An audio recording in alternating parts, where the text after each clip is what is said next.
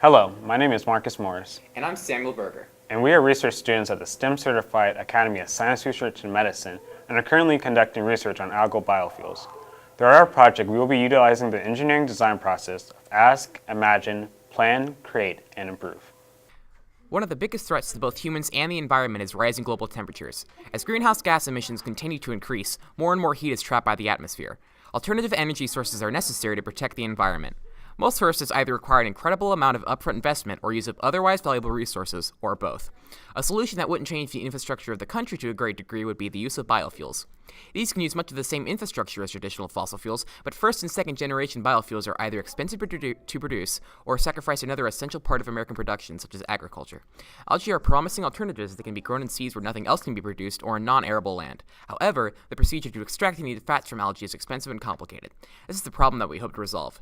During our preliminary research, we discovered that by neutralizing a part of the DNA of the algae Chlamydomonas reinhardti, we could increase the production of the fats needed to create biofuels to the point where they are freely ejected by the algae.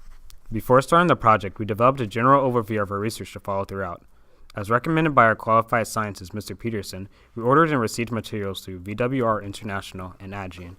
While we waited for our order containing our microalgae and plasmid to arrive, we began designing our artificial mRNA using the web designer WMD3. Once the algae gets here and we make the mRNA, we will genetically modify the algae using the heat shock method and reculture the now transformed algae. Afterwards, we would analyze our results by using a combination of qualitative observations along with PCR and fluorimetry. We used a graphing composition book to record our data, observations, and detail our methods used. We took notes of our research online using Google Docs so we can save the links for later use when publishing our paper in the Journal of Emerging Investigators. The results would lead to a proof of concept that mRNA could be used to silence the genes in other species of microalgae in the same genus. So far, we have only gotten our algae cultured and purified our plasmid. We are ready to make our mRNA and transform our algae soon after. In the beginning stages of our research, there were several obstacles we encountered and how to overcome.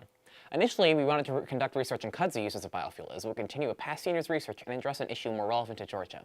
Unfortunately, we ran into problems with how to actually apply the research in terms of funding and the actual materials and methods.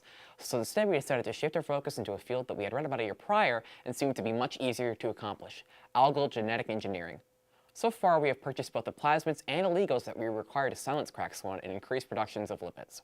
Our next steps are to introduce the oligos into our plasmids, introduce those plasmids into our algae, and then analyze the result by comparing the lipid content in a control source of algae to our experimental genetically modified algae. Throughout our research project, we have repeatedly hit roadblocks that could have been avoided if we had spent more time rereading our literature. The biggest lesson that we have learned is that while at the same time it is imperative that we keep moving forward as quickly as possible with our research, we must also be well informed.